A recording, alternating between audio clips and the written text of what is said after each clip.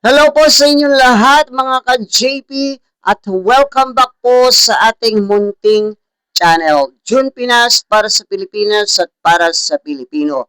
Diretso po tayo agad sa ating pag-uusapan. Benny Abante, ipapakulong ni Yorme at ni PBBM dahil po sa maanumalyang flood control issues, no? May nakita po kasi itong si Yorme, no? Sa nasasakupan po ni Benny Abante about sa mga proyekto dito na flood control ay wala pong permit. It means illegal.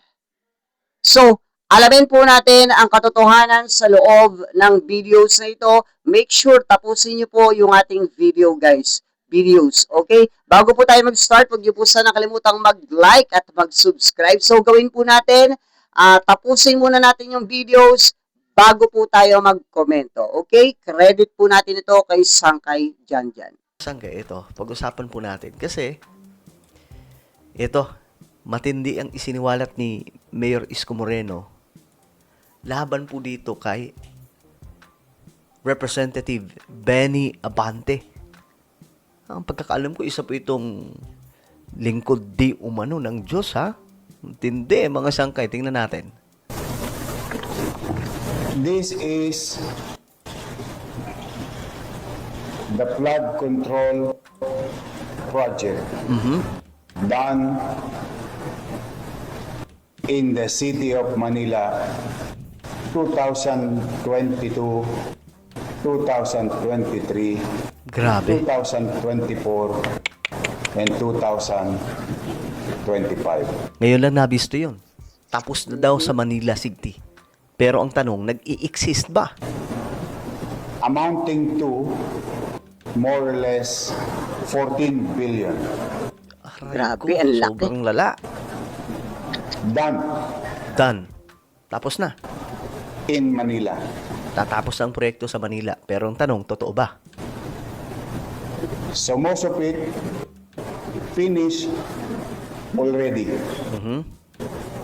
Bumaha ng pondo sa Maynila. Bumaha pa rin sa Maynila. Grabe. Ayan na. Now, itong lahat ng ito ay walang permit sa lungsod. Yes, we are investigating them. And they are also being investigated by the Office of the President. Yari. Pinaiimbestigahan na din pala ng presidente. Ano yun? Si Isko Moreno at PBBM? Ipapakulong si Benny Abante. Ito, sinabi po mismo ni Yorme Isko. Investigating them. And they are also being investigated by the Office of the President. Nako, Office of the President. Kasi kitang-kita po yung numero. Bilyong-bilyong pera. Tapos hindi nag-i-exist yung mga project. Ito po yung sinasabi po natin na kailangan na po talagang ma-blockchain ang pera ng Pilipinas. Kaya nga po ngayon mga sangkay, di ba kayo nagtataka yung blockchain law or blockchain act, mga sangkay, ay natutulog po sa Kongreso. Bakit? Bakit ayaw po nilang pagalawin? Kasi alam po nila na kapag na-blockchain na po yung pera ng taong bayan, hindi na po sila makakapagnakaw.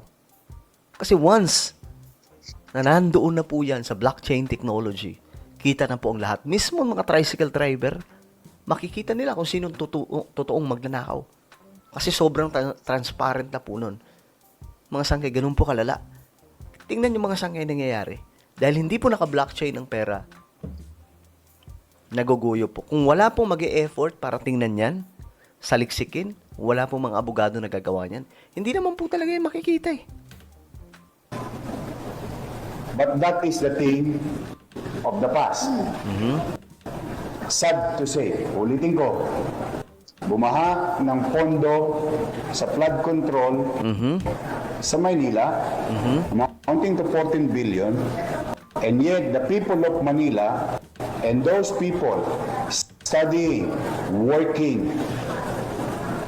doing business, going in and out of Manila continue to suffer with the flooding. Grabe.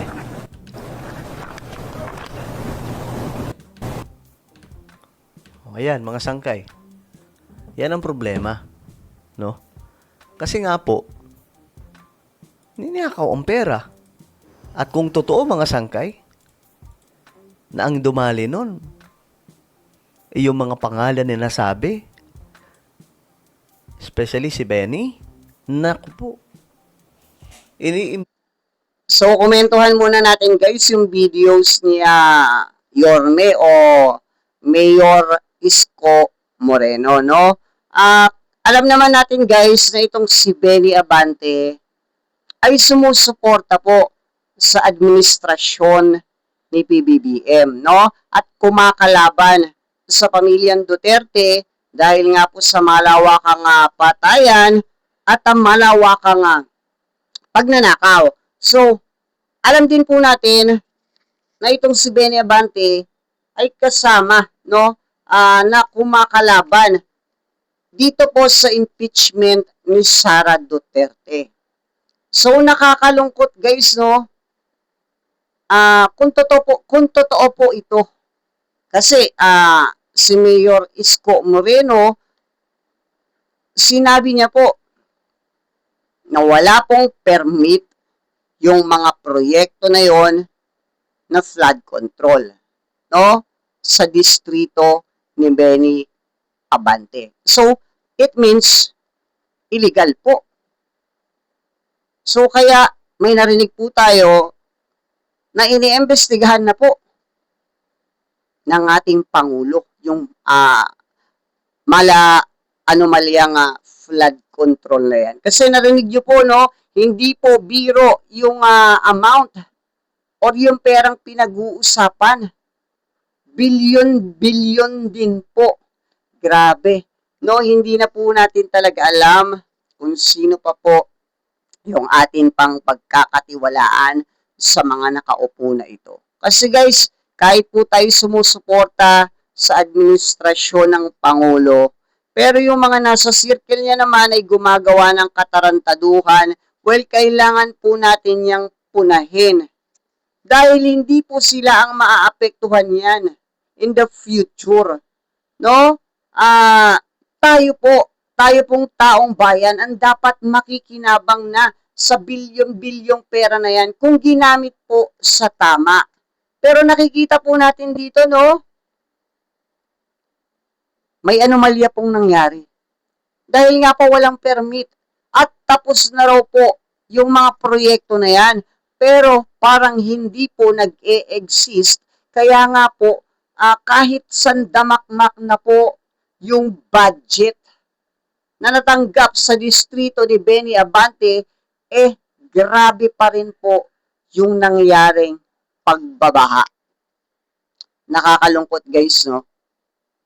Well, wala po tayong magagawa. Kung totoo na may ginawa kang anomalya, well, kailangan mo itong panagutan sa batas at sa taong bayan na mga naapektuhan nito. Di ba alam ko guys, isa po itong pastor no? Nakakalungkot po. Hindi po natin nakalain, no, na mangyayari or magagawa po ito ng isang Benny Abante na alam po natin kumakalaban sa mga nakawan, sa mga politikong magnanakaw. Pero ito, totoo nga siguro yung kasabihan na kapag maingay, merong tinatago. So kayo guys, ano pong masasabi nyo dito, no? Nakakagulat po ito Naniniwala po ba kayo, no, naggagawin ito ni Benny Abante o hindi? Ako po guys, yung opinion ko dito, sa nakita ko na sinabi ni Mayor Isko Moreno at sa mga dokumento na pinakita niya about walang permit, dun pa lang po duda na ako guys, no, na meron talagang anomalyang nangyari dito. At tapos na po yung mga proyekto na yon, pero parang hindi po nag-e-exist. Diba? Kaya nga po niya sinabi na bumaha ng sandamakmak na pera or budget para sa flood control. Pero binaha pa rin ang Maynila. Grabe. Hindi na po natin alam kung sino pa po yung paniniwalaan natin o pagkakatiwalaan natin sa mga politikong pulpol na ito.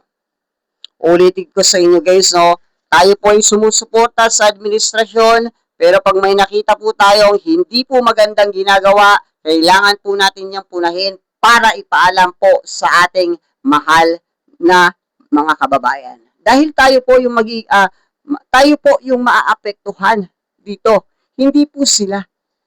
Kasi ang mga yan, mayayaman na po yan. Kahit hindi na po yan maghanap buhay, kahit bumaha pa, kahit bumagyo pa, hindi po maaapektuhan ng mga yan.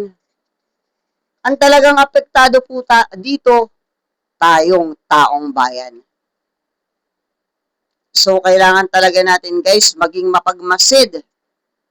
No? Huwag tayong madala sa mabulaklak na salita.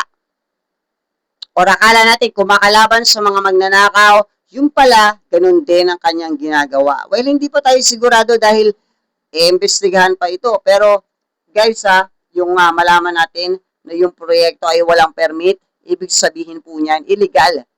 No? May anomalyang naganap. So, yun guys, pakilagay na lang po ang inyong mga komento dyan sa baba.